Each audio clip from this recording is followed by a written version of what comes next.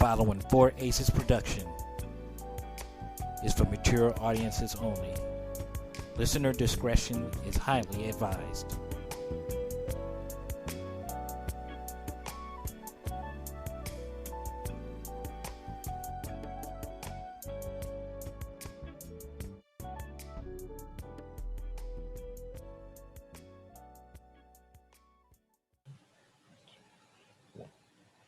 Yo, what's up, y'all? What's up? It is Double KK Double here as always, and I'm here with the one and only Alpha. What's up, my brother? We're back again, once again, and we're going to be talking some comics in shit. And as per usual, the first half of the show, this episode is going to be dedicated to the Marvel. We're going to be capping off Falcon and the Winter Soldier. Amen to that, brother. And one hell of a series it was. Let's start off with some rumors before we dive into the specifics. There's been rumors now that Falcon and the Winter Soldier is most like 80-90% sure is getting a season 2. This will not be a one-off. And a lot of the events of episode 6 really set that up. And also this series has now spawned Captain America 4. I thought that we weren't going to be getting a Captain America 4, that Sam would be Captain America on the small screen only and carry on the lineage that way. But I guess we're getting a Sam as Captain America movie. So bravo to Marvel for spinning what was an amazing series and doing such an amazing job intertwining the reality of real life along with the fantasy of the Marvel world. And I think this was one of the ones that did it better than most. Epic story. We went over the first few episodes. In episode 5, we opened with John Walker, the fall of John Walker. We had just got done witnessing him killing somebody, brutally fucking maim someone. Now, and don't get me wrong, and rightfully so. Even though that wasn't the dude that specifically did it, I understand why dude was flashing. But as Captain America, you can't just cut somebody in half in the middle of a public square. Shield. Yeah, with the shield. And so we open with John Walker running and Bucky and Falcon on his hot tail looking to retrieve the shield. And to me, it was one of the best fight scenes in the entire show, in the entire series. That 3-person fight scene with Bucky, because like we talked about off air a few weeks ago, or last week, John Walker is strong. Yeah, John Walker is literally the definition of retard strength. Okay, like John Walker is literally bullheaded, but he's so physically fucking powerful. And like I said, they don't scream it to you, they don't tell it to you, and they don't spell it out to you. But if you look closely, you see he's supposed to throw the shield with a certain technique. He's supposed to have a roll of the wrist and shit, No, John Walker just chucks the shit and you watch it go through cement. And now in this handicap fight, you see this once again tilted all the way to the nth degree, where you see him working actively against Falcon's jets and against the Winter Soldier, who has an arm made of the strongest metal in the known universe. Yes. The same metal that shield's made out of. Exactly. You see John Walker actively fighting them both off, which is no small task. And although by the end of it he did take the L here, you see John Walker went over pretty much damn near taking them both down by the end of it. And I think there's so much symbolism in this episode, and I'll get a lot more into it in the next episode. But in this episode, the first bit of symbolism is that you see Bucky hand the shield to Sam. He doesn't hand it to him, he just drops it at his feet. Yeah. And then you see Sam pick up the shield and wipe the blood off. Mm-hmm. And obviously he doesn't say anything, and it's not said, but in that moment you can tell that he believes everything up to this point is all quite literally on his hands, and it's his fault. And we don't really get into the closure of that until the next episode, but we see that planted now. Amen.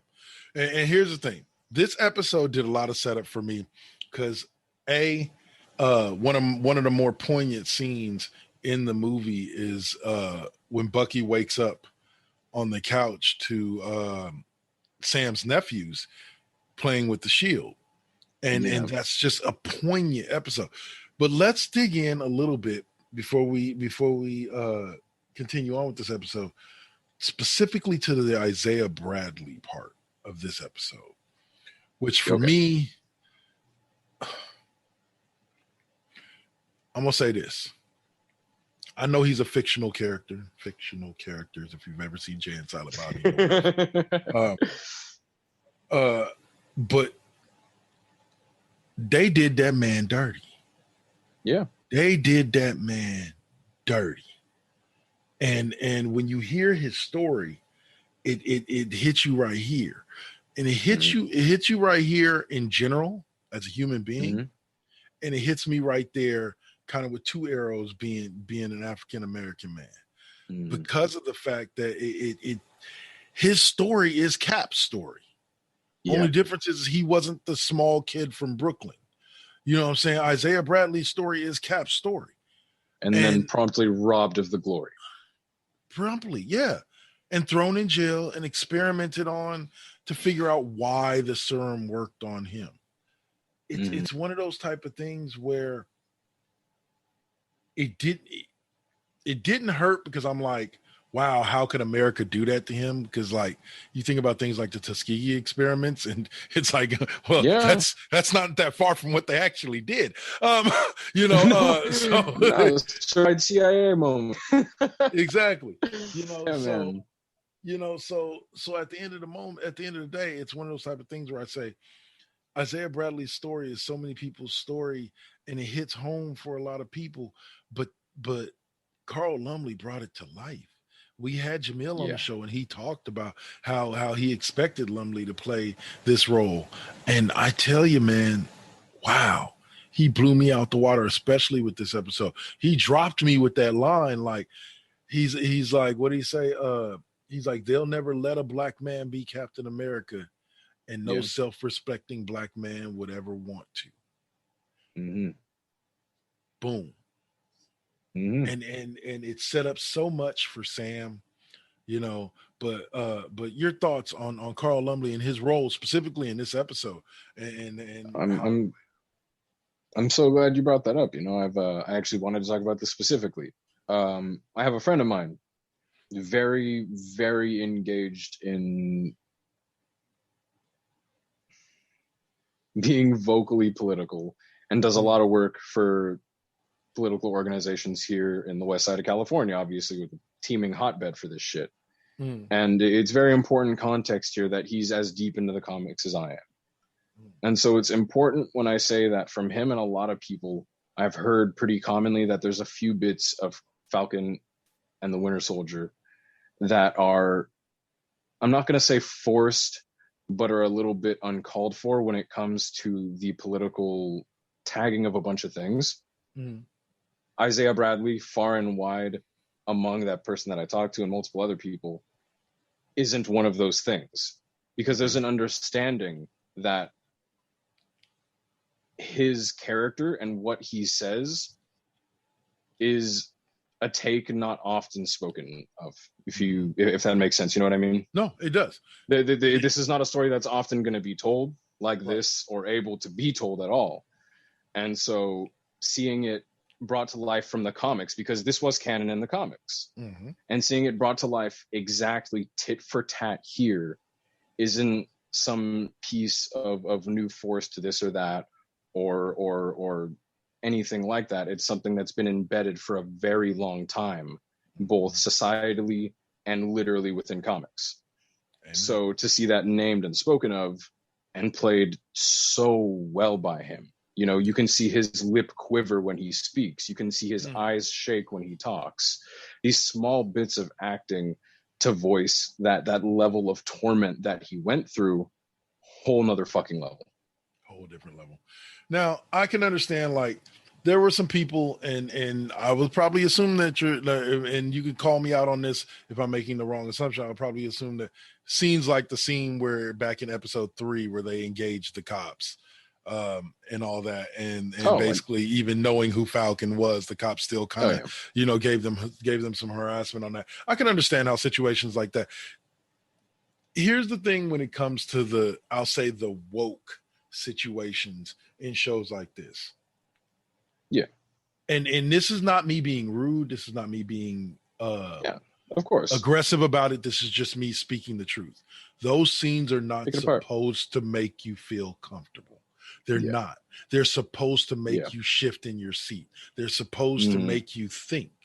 That's true. And I think that Falcon and the Winter Soldier in their processes did a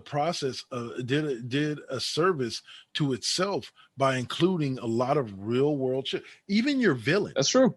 Yeah. Even your villain in Kylie is more of a real world villain than anything else. She's not this horrible person. Like that. That was the one thing with it. That's very true. Good shit bridging into this. Yeah, jumping right back to as a statement with the John Walker character. They took me on a roller coaster ride with him. I kind of felt bad for him. Then I didn't like him. Then he was a fucking dick. Then he fucking ruined the Captain America shield. You know what I'm saying? But then by the end of it all, by the end of even this episode, I'm starting to feel like, wow, dude, like I kind of feel sorry for this dude. Like he's really out there just trying to do what he thinks is right. And so, but you're not supposed to feel like that about the villain. The villain's supposed to be the asshole. You know what I'm saying? Yeah. The villain's supposed to be the dude that makes you say, punch him in the face. That's true. Kylie wasn't that. Yeah. You felt where she was coming from. It don't matter what color you were. That what she was dealing with as far as poverty, as far as her society, as far as what was going on with the peacekeepers, and them being, them forcing people to move from here to there. You felt their pain. And it was shown that they weren't the only ones that felt this way by the amount of help that they had, which we'll bring up later because that was brought up in the next episode, by the amount of help that they had around the world and about the support that they had, and it's just one of those things where, once again, Disney did an amazing job of making everybody from your villain to your protagonist to your antagonist to all of these people very likable, relatable characters. Bucky, none of us knows what it's like to be a super soldier. None of us knows what it feels like to have a metal arm, unless you were in the military and maybe got a prosthetic or something. None of us knows what it's like to have a vibranium arm. But you know what? I felt Bucky. Throughout this series, I felt Bucky, which is why I'm going to make this last statement about episode 5, and I'll let you kind of take it away with an overall review. Yeah, go ahead. I'm glad Bucky got invited to the cookout because he deserved to be there. To the cookout. The white wolf out. The white wolf definitely sits in the gray area and is always invited to the cookouts. He never brings potato salad with raisins. And he's always that's fucking horrible. If I ever see if anyone ever brings potato salad with raisins to my party, they're getting fucking kicked in the rib cage, dude. I'm catching a Johnny Cage style. Fuck. It should be anyway. Rule. Oh man, but yeah. So go ahead. To bridge into that as well, I was going to talk about that. It's very interesting that they played two villains here as not sympathetic, not like, I wouldn't say not like Thanos where you feel sorry for him almost, but you see them have very human reasons why they're doing the things that they do, even if they're doing the wrong things because of them. And this is on both sides here. You see John Walker, obviously it's like, if you watched your closest friend get murdered right in front of your eyes, you would probably go into a violent bloodlust too. And so it's very real to see him lose his best friend, and then everything slows down, and then he does the wrong thing out of reaction. And so you see two versions of this loss now. You see John Walker, who went down the road of unbridled lawfulness, which is no matter what, the swift hand of justice is unisex, motherfucker. Be gone to your jugular. Pretty much. And then you have Carly Morgenthau, who slowly begins as a freedom fighter and begins to devolve into, it doesn't matter what happens, no matter how many people I need to kill, all that matters is the message I've sent. So that you see two roads of how people react to loss and fear and not being enough. Yep. 100%. Now, the last thing that I will talk about, let's involve John Walker here, was John Walker creating his faux Captain America suit. Was the final scene, the post-credit scene of episode 5. Crafting the shield and sheet. Yeah. And it said on social media, I had a friend of mine and our friend of the show, Jamil, who said that this episode, the end of this episode and that scene in particular, signaled the end of Falcon and the Winter Soldier and the beginning of Captain America and the Winter Soldier. And boy, was he ever right going into that next episode. We closed episode 5 as far as in story with the vote, the GRC vote. And the building beginning to be taken over, and basically Kylie beginning to make her move, and so that's where we open episode 6. Man, this episode had so much to unpack in it, but let's start with Captain America's new suit, which was almost to the thread identical to what his comics outfit was, and I loved every minute of it. Yeah. The only thing missing is the actual fucking bird on his shoulders. I can't talk about how much I mark out for this costume and the other one that debuted on the show. Like literally two of my favorite suits in comics debuted in the same episode.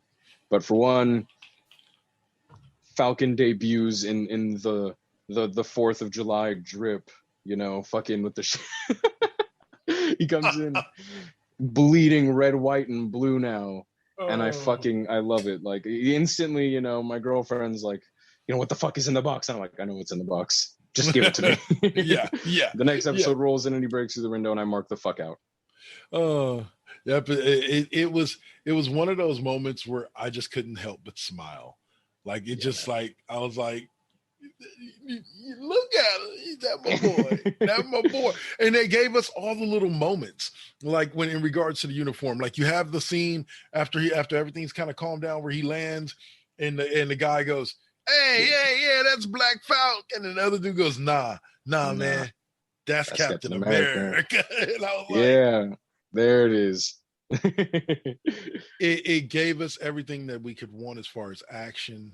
One of my favorite scenes is in the opening sequence when he's fighting against the dude in the helicopter from the Flag Smashers, and he's like, all right, dude, find somebody in that plane with flight training.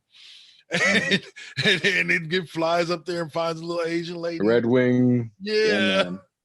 And so like it gave us everything we could ever want. Like I said, it even gave me a reason to like John Walker. It gave me a reason to like John Walker. Why? Because he defied. I actually felt happy for him at the end of the episode when he gets the U.S. agent. He's like, I'm back. I was like, yeah, you're back. All right. You're going to be an asshole, but you're back. But like the scene when he's going after Carly and or Kylie, and he has to make the choice between continuing to chase her or saving the senators and all that are in the truck, and he makes the choice to try to attempt to save the truck. Yeah, it gave me a little respect for John Walker. I was just like, okay, this is a dude. Like I said, his first thought is to duty, is not duty, but you know, duty to his country. It's his work. It's what he's dedicated himself to. And so, and just a side laugh note, when that thing was dangling over the thing and Bucky was standing underneath it, I'm like, move, motherfucker. You know you can't catch that. Even with a vibranium arm and super surgeon. Get out the way. But yeah. But it was the episode itself was well written. All the action I could have ever asked for was given to me within the first 20 minutes of the episode. And I love that. It just jumped right into it. So your thoughts on kind of the role John Walker played in the finale, and also we didn't touch on last episode the appearance and the debut of Contessa. I was gonna say, Contessa, Yvonne Lan. Yeah. Yeah, you know who I'm talking about. Yeah. Madam Val. Hydra. Yeah, Val. But don't Madam ever call Hydra, her that. Val. Just keep it in your head. But yeah, man. But your thoughts on the arc and how it finished out with John Walker. Yeah, man. To keep it to John Walker singularly here, man, I was really happy with this because I like John Walker as a character because he starts out as a literal fucking joke. And he always does. He literally starts out as, "Hey, I'm Captain America," and everybody's just like, "No, you're not." And that's how it always begins. And you see him slowly fight that and try to be Captain America until he realizes he's not, gives it up and becomes the US agent and really realizes that, no, I'm not Captain America. I'm the US agent. I'm an anti-hero and I'm kind of a fucking asshole, but I also get the job done. And that's his weirdly placed character, and it's been like that for fucking 20 years now. And obviously my little heart fucking exploded because I'm sure you know what's coming here. If we're going to keep it down to John Walker, we finished the episode, them talking about his costume, and he comes out in the US agent costume, which, as he points out, is literally just the same costume but black. But that doesn't matter because it looks cool, damn it. Yes, it does. Actually, it's pretty badass. Like, it looks great. John Walker, I have a feeling he's going to play a factor in season 2. As well as Contessa. I'm not done. I'm not done yet. If you, I don't know if you could tell, but obviously, Zemo and Walker have only ever been associated with each other for one reason. Hydra. No. My favorite reason, the reason I've been waiting for all along, it's the fucking Thunderbolts. All right. So you think that's what Val's putting together is the Thunderbolts? I would, in my hopes and dreams, yes, because in my honest, as far as I can think, Walker and Zemo are only in tandem with each other with that bitch on top when it's related to the Thunderbolts. Nice. Zemo and Walker both at one point have led the Thunderbolts separately and while they were in the same team. Now, Zemo, let's talk about him in that last episode because it just took me until this morning when I rewatched the episode to realize that it was Zemo's right-hand man was the guy who blew up all of the rest of the Flag Smashers. That was Zemo's boy. Yeah, I was just like, because at first I was like, who is he? Is this a new player? And I'm like, who does he work for? And then I put 2 and 2 together when they flashed back to Zemo. I was like, that was his butler, dude. Like his servant. Oh, okay.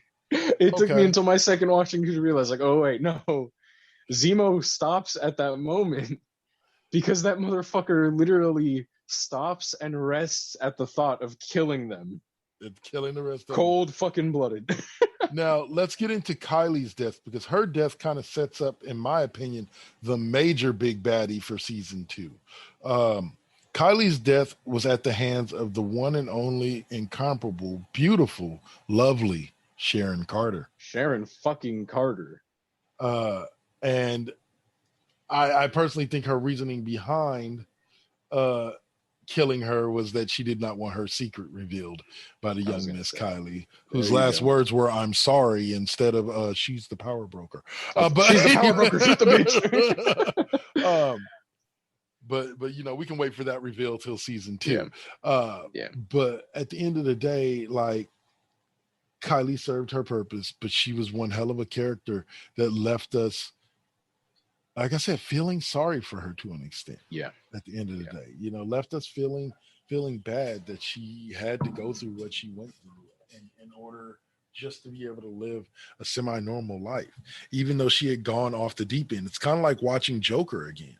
Yeah. Even though he goes off the deep end and he does some really, really off the wall shit, you understand why. When you see all the where shit it comes behind from, it's a different message. Yeah. And so that's where I sit with the Kylie situation, is that I understand her situation. I don't fault her for trying to do what she tried to do. Unfortunately, she just ran across Captain America and it didn't work out for her. Yeah. It's an interesting choice to have ran this whole show with so many high profile decisions and changes with a completely new and off the wall villain. Right. Not only that, but a villain that is literally just supposed to be a coin flip mirror of Captain America in a way, you know? Yeah. And that was the thing for me, is that, to be honest with you, like we've mentioned before on the show, I'm not super huge into the comics, so there is some stuff that's being introduced to me for the first time. And the Flag Smashers were one of those Flag Smashers people. Flag Smashers, absolutely. That was something that I was like, okay, I've never heard of this before. And somebody's like, well, it wasn't a group in the comic books. It was a dude. Like, yeah. The Flag Smasher. Yeah. If you couldn't tell, it's like the Cult of Rorschach thing here. Like in the new Watchmen show. It's literally like, we are just a bunch of people following a guy who died a few years back. It's like that. Pretty much. So, but my daughter, and the cutest thing that comes out of all of this, kept referring to the Flag Smashers as the Thanos cult. Thanos cult. Yeah, she somehow got it in her head in the first couple of episodes that they were the Thanos cult. So she called them the Thanos cult from then on. Actually, I had to correct her the other day when we were talking. I'm like, honey, it's the Flag Smashers. They're the Flag Smashers, not the Thanos cult. It's not cosmic, it's political. Here, see? Right. And so, but my daughter even loved the show, so she was very happy with it at the end of the day. But cannot wait for more of this.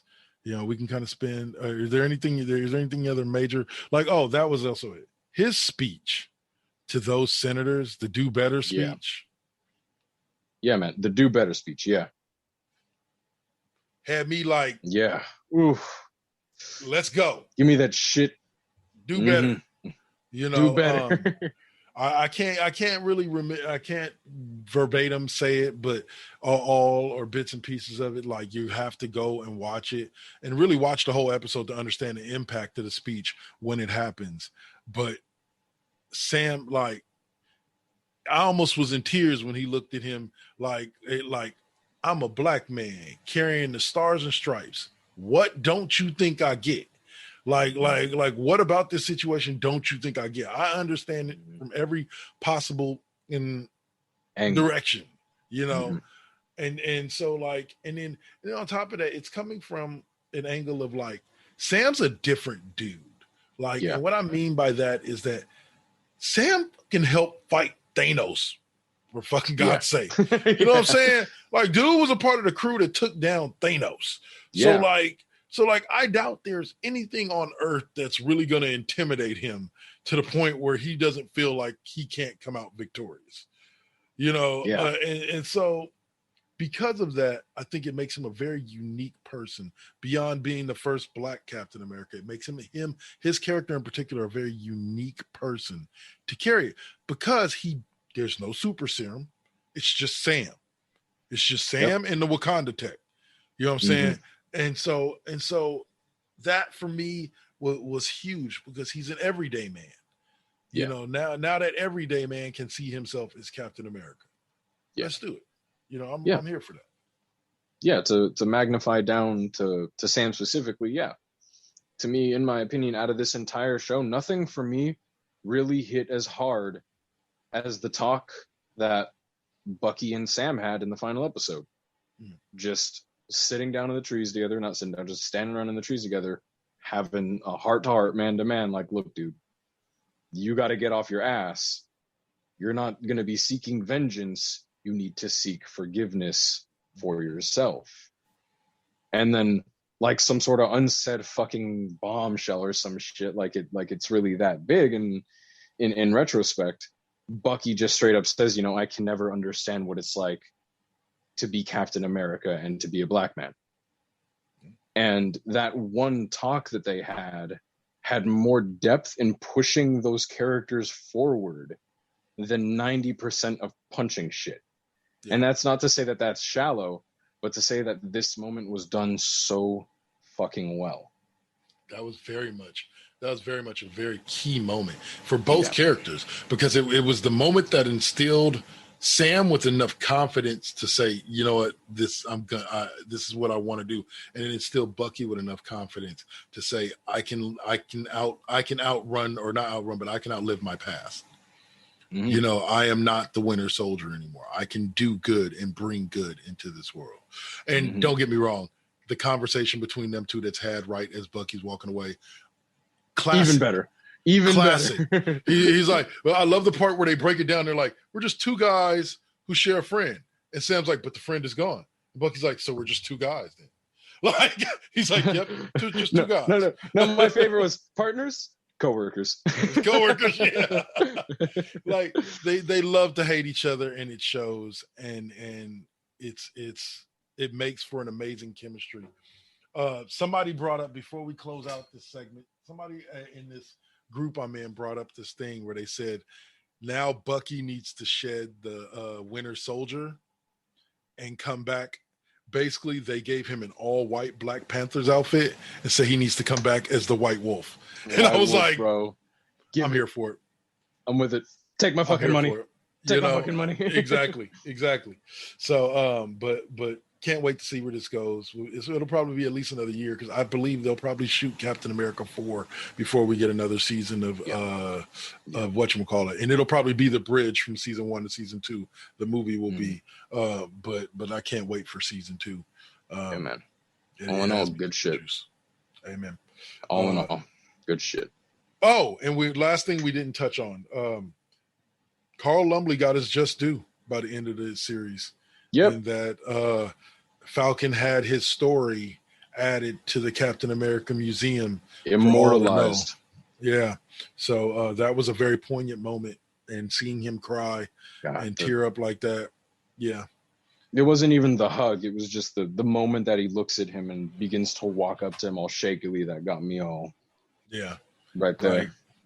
And so, bravo, Marvel. Bravo. Yeah, you've now killed it with 2 series. Let's see what you do with Loki. Yeah, man. All right, brother. So let's call that a half.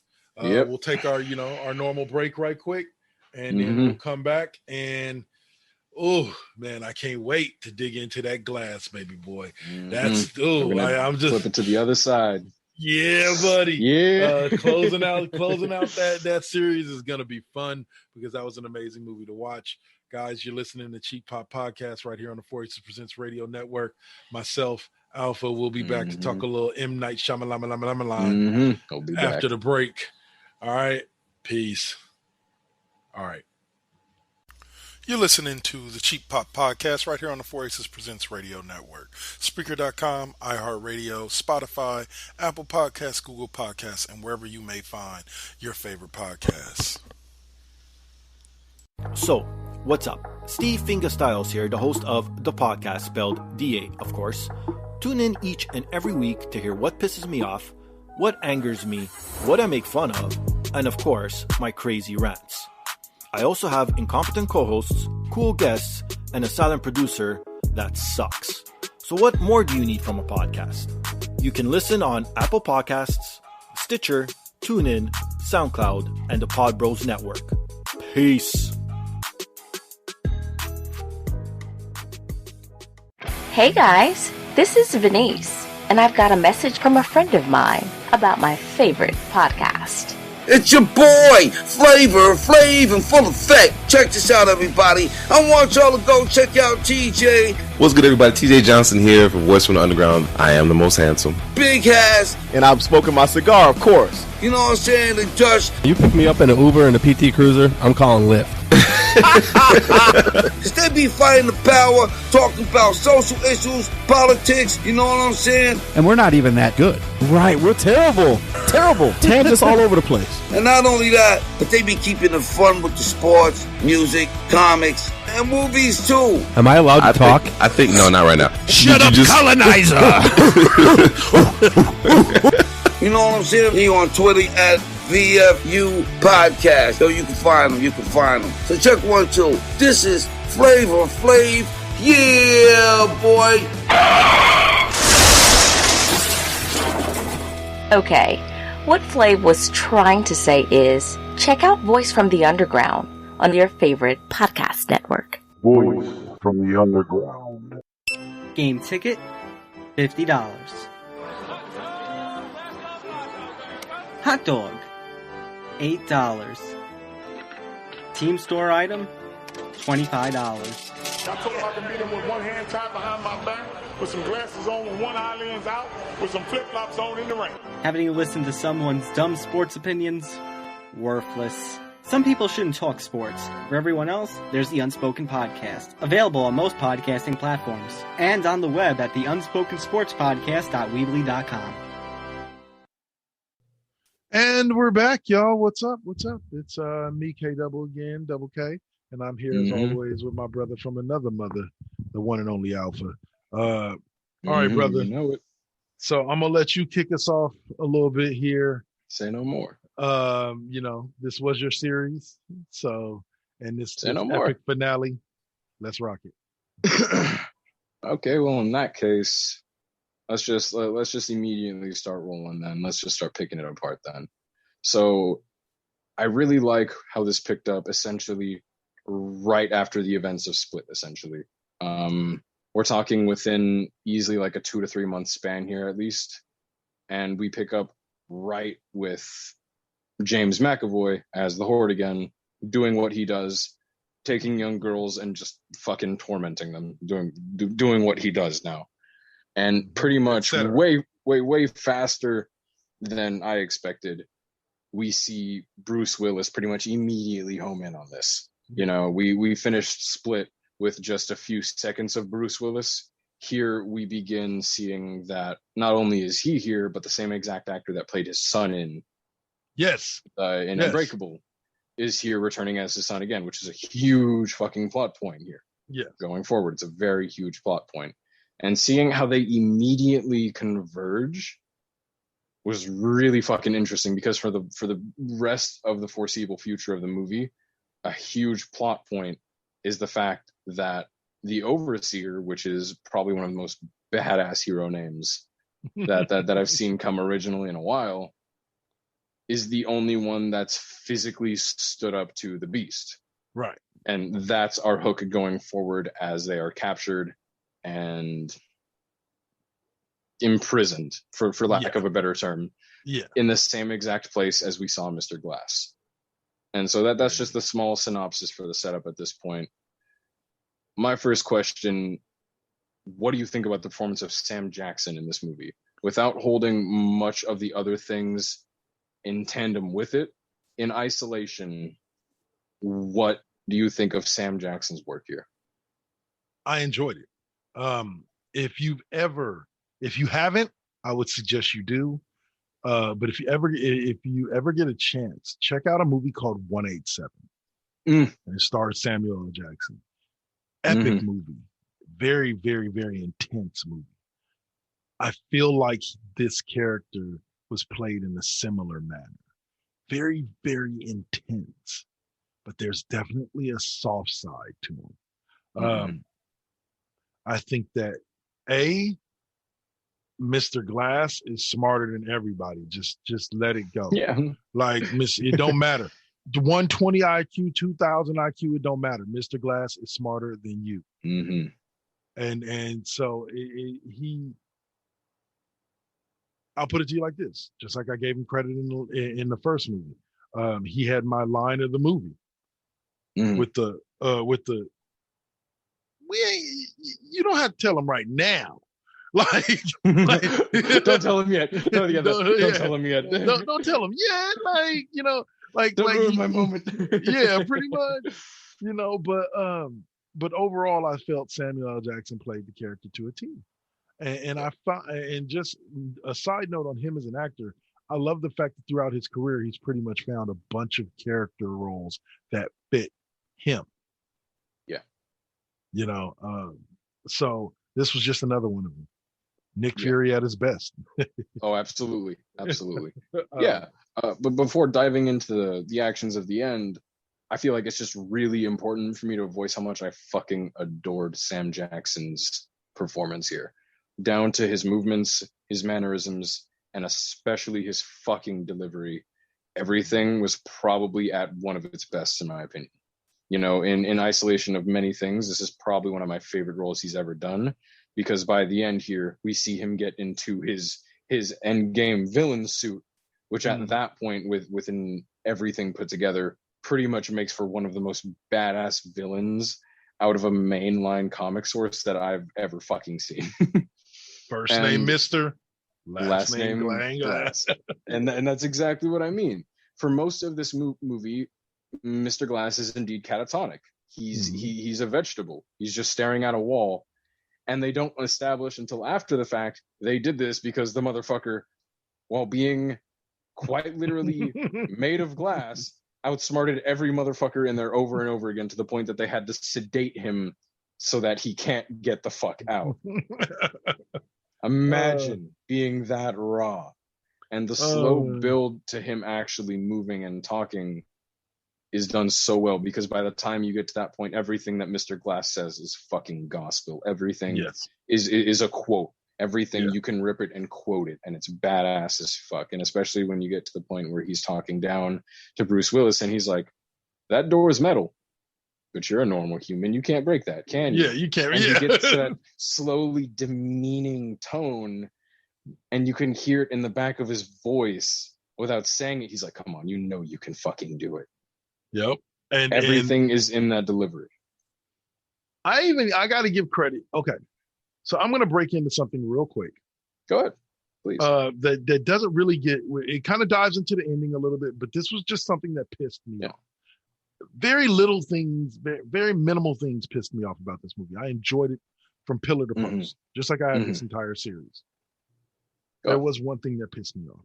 If you were going to introduce some kind of shadow organization, they should have been introduced in Unbreakable. You don't introduce them in the last movie of the series. Like that's the only part that really disappointed me. I was like, I would have wanted to see more of that. Like that doctor and everything. Like that I would have wanted to see more of that. But at the end of the day, I liked the impact of it. I liked her trying to convince them that they were nothing but just normal dudes. Like, you can't really do this shit. Like, you're just doing it because of actual real factors, like science. I can prove you have reason to believe that you would. And here's why. Right. But at the end of the day, even all of that was beyond her. She almost had Bruce Willis, had that nigga sitting in the damn corner crying and rocking back and forth. I'm human.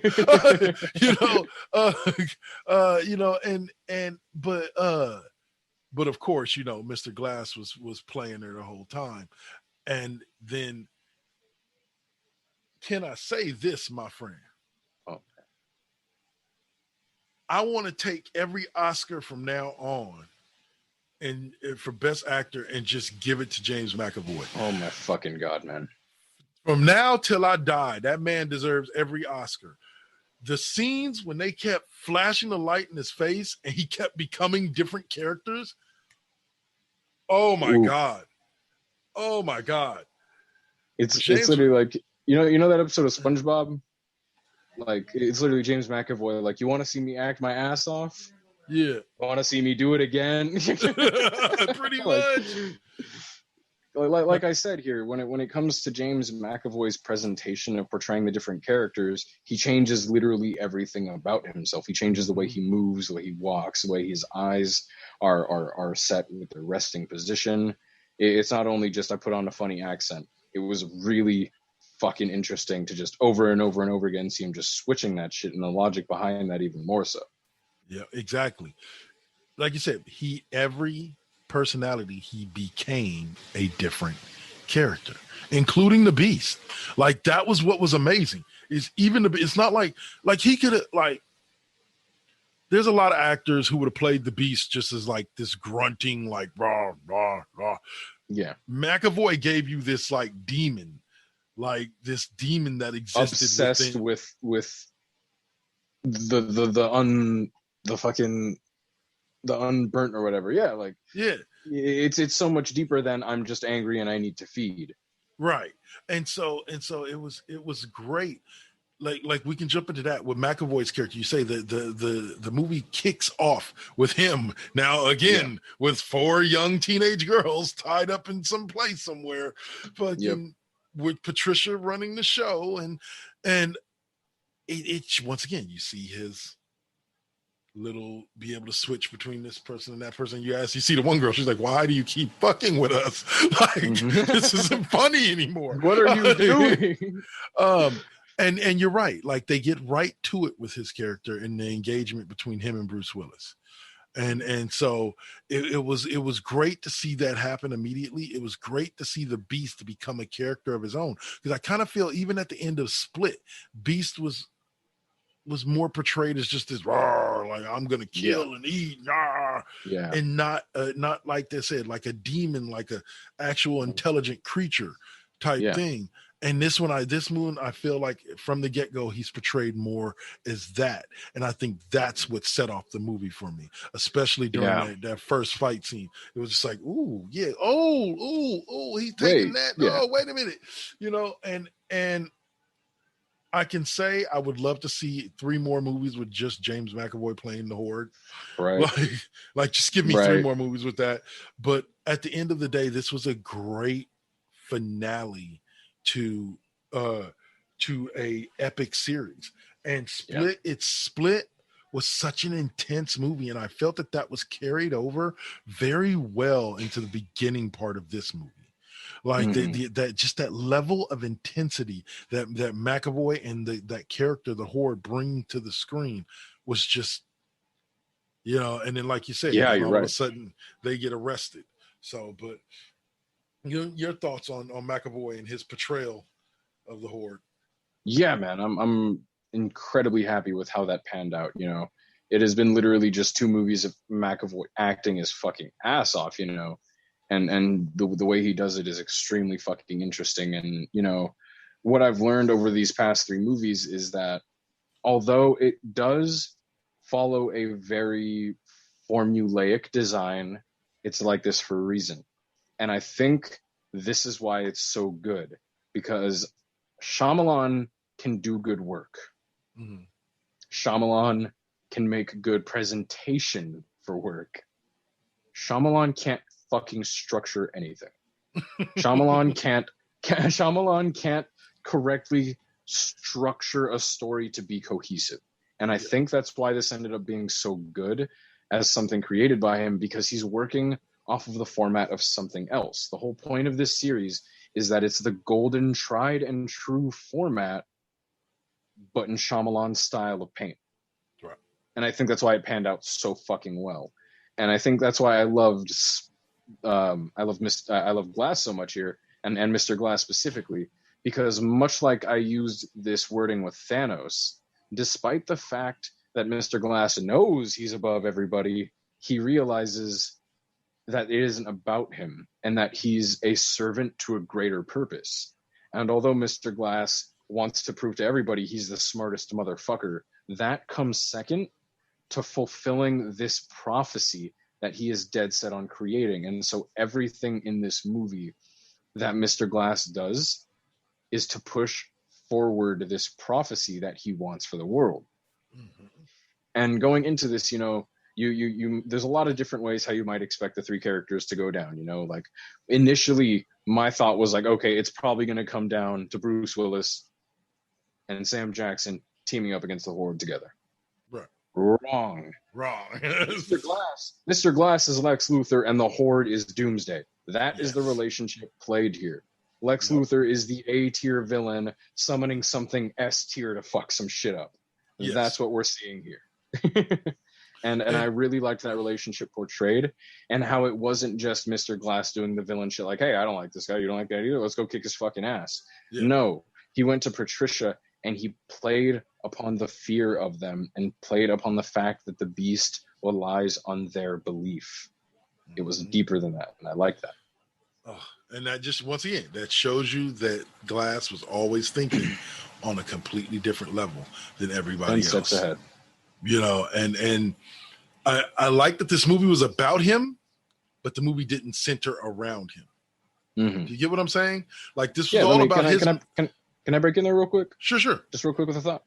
And I didn't realize it until my second viewing around here for this. I was like, oh my God, it finally fucking hit me like a bullet in the head. Like, dude, Unbreakable is called Unbreakable because it's about the Overseer, and his power is that it stems, like, he doesn't have super strength. He doesn't have super this. Everything about him stems from the fact that he can't be broken. Yeah. Split is derived from the fact that the Horde gets their powers from their split personalities. Yep. Glass is called Mr. Glass, not because it's about Mr. Glass, not because the whole series was about Mr. Glass, but because at the end of Glass, no matter what the fuck happened, Mr. Glass won. Yeah. That he got what he died wanted. and lost everything, Yep. but he still fucking won. Yep. Not anybody else, just him. His last words were like, "I was right." Like that's one of his last lines right before he croaks. Is, "I was right," the whole time. Like you say, it may have gotten me killed, but I called that shit. But I called that shit. And well, I don't think that it was always about Mr. Glass, but I always believe his purpose was to bring together the Beast and the Overseer to watch them do battle. I don't think he expected the Overseer's son to crack the news to the Horde that soon. I thought he expected to see a victor, crowned before he was killed. But at the end of the day, he got what he wanted. He got the battle that he wanted. And he also got, as we come to find out, the exposure that he wanted. And that was huge, for people like them. I don't know, like the doctor kind of like seemed a little bit out of place to me. Yeah. Like I liked I don't know her. about you, but like, I think it would have been really cool if like at the end of Unbreakable or some shit, like maybe a little piece in the newspaper, there was like a slight foreshadowing about that. Or like maybe at the end of Split, maybe if the bitch who was like, what was that guy's name? Oh yeah, it was Mr. Glass. Maybe they pan back to that moment and maybe up her wrist as she has the symbol too. Like, I don't know, maybe even something like that would have done good to make that whole organization and the doctor be just a little bit more, have a little bit more to chew on. You know what I mean? Right. And it was just one of those type of things where I understood what she was trying to do, but I don't want to say her motives weren't clear. It was just a matter of like, I'm like, okay, like really, to be honest with you, at one point my brain goes, who the fuck is this bitch? And who is she to just walk in here and just be like, hey, y'all ain't superheroes, y'all just crazy. They literally tell you in the movie too that the workers, like word for word, one of the workers literally says, this bitch came out of nowhere and just took over everything, and now we're just supposed to listen to her. Like in lore, that's your reasoning. Like, okay. I guess since you just materialized out of thin air, bitch, I'm just supposed to treat you like you the goddess Aphrodite, right? Literally, like the last Skywalker. Somehow Palpatine has returned. No context. No. Just move on. He returned, okay? That's all that matters. But it did give you somebody else, because like I said, they did give you three sympathetic characters in Bruce Willis, Glass, and whatchamacallit. It did give you somebody to hate. Yeah. It did give you somebody to hate. But I liked the way everybody was portrayed. I hated the fact, and I'll get into the ending now, to that final sequence. Let's break down the ending. I hated the fact that nobody survived. Yeah. That's the part that upset me. Like, it just didn't make any sense to me. Why kill the Overseer? You know what I'm saying? Why, Glass, okay, whatever. He was the bad guy. He released the Horde. The Horde, okay, I get it. Like, he was running around and, like, eating motherfuckers. Like, I get it. But I never understood why kill Overseer. Yeah. Like, and once again, the movie didn't really make it clear her motives in doing that. And so... basically... What she describes is that 100% Mr. Glass was right. Yeah. The lore of comics is 100% literally just the documentation of human history renamed so that humans can never know the power that they actually hold. Because when people find out that they have powers, they either go good or they go bad. Yeah. And whenever they go good or they go bad, if one exists, the other will come up to diametrically oppose it. Right. And she basically confirms, like, yeah, you're right. This is human history. me and my group for 10,000 years have been keeping it like this. You were right. Good night now. Die. Yeah, pretty and much. That's basically, and I understand like the way that they went about it. They kind of played it sympathetically. You know, they make it clear that she's probably the only one who wants to come about it safely and not do it by killing them. Yeah. And then killing them is the last resort, you know. I don't know. But knowing but that yeah, it's the big disappointment comes in, and this is why I can understand why some people are like, the ending sucks. You don't set up a fourth movie and never give me a fourth movie. And that's effectively what it is you're billing this as the end of a trilogy, but yet the end of the trilogy sets up a fourth movie. Like they're planting two different sets of seeds here, and that's the worst part now, because we finished the ending with knowledge that superheroes exist, and that basically what Sam Jackson is saying is that if I get this knowledge out, we will give each other permission to do this, and we can do this, and we will all know, and it'll be completely different. And so he's basically what I call like the Inhumans effect, because the Inhumans effect is throw some mist on everybody, you all have powers, let's fucking do this shit, right? Yeah. and that's this, you know, you have this thing where you could run the idea that all these different people have awoken their powers, or you literally have Bruce Willis's son, who you could just run as he has powers as it is fucking Hereditary. Yeah. You have two sets of stories you can run here. But if I am being honest, I do think that they talked about the showdown rule. What's the rule of the showdown? That the heroes die. Only the hero dies. Why did everybody die then? Yeah, exactly. Why did everybody die? But I don't know, man. I don't know. Like that just sat with me wrong. But one of my favorite. Go ahead. Sorry, go ahead. I thought you were done. Go ahead, bro. No, go for it. I'm almost done. Like it just didn't sit right. Yeah, my first time around, I was like, man, that was kind of fucking whack. Like I got like an empty pit in my chest. Like, man, that wasn't fulfilling. Like I just watched everybody die. But like on the second time around, like thinking about it in the bigger picture, it is a little bit easier to think about like that. And I guess like I like to think about it as well. Like, would you have rather this followed the formulaic end and this ended exactly how you expected it to, or would you have rather the curveball? Yeah. I enjoyed the curveball in the sense of it being a curveball, but if you're going to give me a curveball, give me another movie.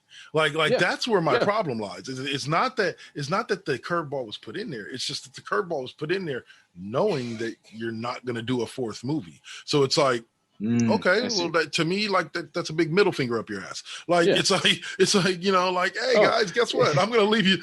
It would be like if the dude that wrote Alphas, like knew that they were never going to get a second season and still wrote the ending like that. It's like a big fuck you to the audience. Yeah. And it's less of a curveball, more of a loose end. Right. You know, and so don't get me wrong. I enjoyed the curveball, but the curveball left me wanting more, and knowing that there's not going to be more just sucked, you know? And so I as a series as a whole, I love the way everything tied together. I would love to read the comic books to see how close to the comic books was his vision. And I can say this. I'm sorry I didn't watch these movies when they first came out. Like during their time frames. You know, well, a lot of people had seen them. Basically, by the time we got to the third movie, I hadn't seen the first two, so I was just like, fuck it, I'll catch it on HBO or something. You know, like bullshit, right? No, you know, like, but I'm glad we went back and watched it because I truly enjoyed A+ as a series, as a whole series of 3 movies, as a whole trilogy. A+. Well, stories told, good story, and this is funny. This is funny for me to say that the continuity is what I liked about it. And the reason why I say that is because you had Bruce Willis's story. Glass was involved in that story, but Bruce Willis was the center point. That was his story. You had McAvoy, you had the Horde story, and it was just the Horde story. There was like we talked about when we discussed it a couple of weeks ago. Only thing that ties Split to Unbreakable is that last final scene. That final scene. That's it. That's the only thing that ties it to it as far as but it made it but it perfectly fitted into the world. I think Glass gave us that nice little bow and cherry on top. Yeah. So I think metaphorically, yeah, I feel like the last twist at the end, finding out that, finding out that the whole reason that all of this is happening to McAvoy is because the same train that Bruce Willis went on was not only the one that killed his father, but if you're looking at the book, that means that if you looked at the book he was reading, that means that some way, shape, or form, his mental illness is hereditary. But he couldn't have known that. True, huh? Because his dad was reading the whatchamacallit on D&D, and died on the train. Yeah, true. And so it's two little hits in one, but it does nicely tie it all together in a really interesting way. Not just because, oh wait, it's back to Unbreakable. It literally pretty much gives you both reasons why the Horde even exists in one singular moment. That's insane. Well done, Shyamalan. Well done. And I say your word. I say your name correctly because I have respect for you now. After you did until I saw these three movies, after you did Last Airbender, you were gonna be Shyamalan until the day I die. Shamafail. Trash. Yeah. Just stay away from that series, man. Don't do another movie of the Avatar series, and we're all good. Don't touch no more anime shit, and we're fucking fine. Pretty much. Yeah, this Shyamalan shaded superhero story was probably one of my favorite of all time. Out of the three movies, I love all three of them a lot, but my passion for Split is unparalleled. My favorite in the series is Grey Movie, but go ahead. No, I got to be right there with you. All three, if I had to rank them 1, 2, 3, Split would be my one. Not to say Unbreakable wasn't a great movie, but to me, Split was just... Split's just on a whole nother level. Something else. Yeah, man. I really enjoyed this shit, and I really found the pacing interesting. The pacing changes for each movie, and it isn't something that is disorienting or confusing or wrong. It's something that fits each story very well, in my opinion. Everything I don't know if I've said this yet, but I know I've talked about it before with other people. A lot of the things in these movies aren't things that are directly said to you. You have to really look at them and pick up on it. And so I understand if someone walking in from a very casual perspective doesn't really pick up on everything and doesn't understand it and doesn't really enjoy it because of that. Because a lot of the very, very specific nuances and depths of this movie, you have to infer, listen, or see without direct contact. And it's really interesting. But when you pick up those things, especially on your second or third time around watching it, it does a lot to make the stories better. And I really fucking love that. Yep. Okay. As a whole, it's a very clean series. I'm not gonna act like it's perfect and it's impeccable, but I would give it an A too. The things that I don't like about it, I would say are just very nitpicky or very this and this sort of thing. Yeah.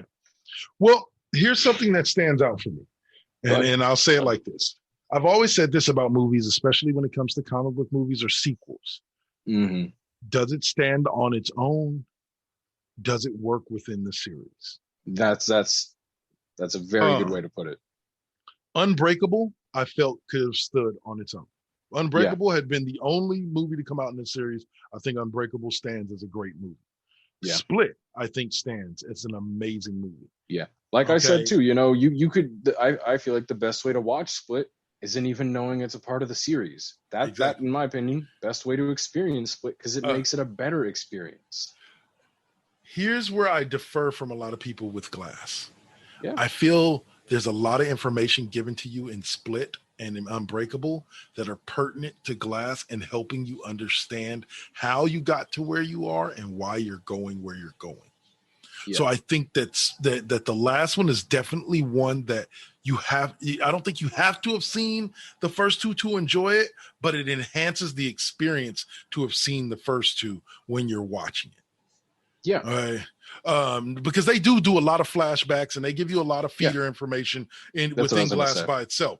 So as a standalone movie, it could stand alone, but I don't think it stands up to the same level as Split or Unbreakable. And so, but I think it serves very well as the ending of a trilogy. It serves that to a T. But as a standalone movie, it would be kind of that story wouldn't feel whole to me. But but as an ending to a trilogy, I like it. Yeah, of course. I like to think about it like that too. Is this a good movie, and is this a good Shyamalan superhero trio movie? Yeah, very good and very important question to ask. And I feel like I agree with you very fucking firmly there. Unbreakable could have easily been in only one thing, and it still would have been remembered as an amazing fucking story, an amazing take on the superhero story. That could have been left in isolation. And the thing about Split is it could be left in isolation easily, but once you figure out that it is in tandem with it, it enhances it very much so. And I do agree that if I were to watch Glass first, I wouldn't, or if I were to introduce someone to the series and they watched Glass first, I wouldn't blame them if they were a bit iffy to begin with because of the way Glass runs things. Yeah. But it is very important, to hold it into fact that it is the end of the story, and for all intents and purposes, it is a good end of the story because regardless of how it ends, it doesn't leave anything untied. It doesn't leave loose ends. It doesn't leave any more questions. And it does leave me wanting more. Absolutely. It leaves me wanting so much more. But does it leave me seeing where all of the plot holes are poked in? Fuck no. No, not at all. And that's the bonus to what we got to watch, is that you very rarely get to see stories get wrapped up nice, neat in a bow and clean like that. And it was nice to see that. So, well, we're running a little low on time. We're down to our last minute, so it doesn't look like we're going to have time to talk Mortal Kombat. We'll save that for another episode. Works just as well. But the next episode that we do of Comic Books, guys, get your splash suits on. Get ready for the blood and gore, because we're going to be talking Invincible, baby. Oh, yeah. Oh, man. Hell all yes. 8 episodes. Omni-Man is my dude. The fight I want to see before I see anything else other animated is Omni-Man versus Goku. It would be an amazing fight. Yeah. Like I just think it would be utterly amazing to talk about that. So we'll be talking about that next episode. And yeah. Oh, and we'll also be talking, what was it? Bad Batch comes out on May 1st. Yeah, we'll be talking Bad Batch too. Yeah. So by the time we do our next comics episode. So next week, though, join us where we're back to the sweaty men in tights. And we're going to talk a little Raw, SmackDown. AEW's got their Blood and Guts coming up this upcoming week. So we'll be talking that. And John tells me there's some interesting things going on over in NXT. So I'm going to have to check that out as well before we record for next week. So y'all, John, any last words for our people? Oh, my people, please be safe. We'll be back again next week with some sweaty men throwing each other the hell around. And then the week after, we're going to be talking about why J.K. Simmons, even in animation form, still has a better mustache than absolutely fucking everyone. Be safe and good night. On that note, we'll say peace.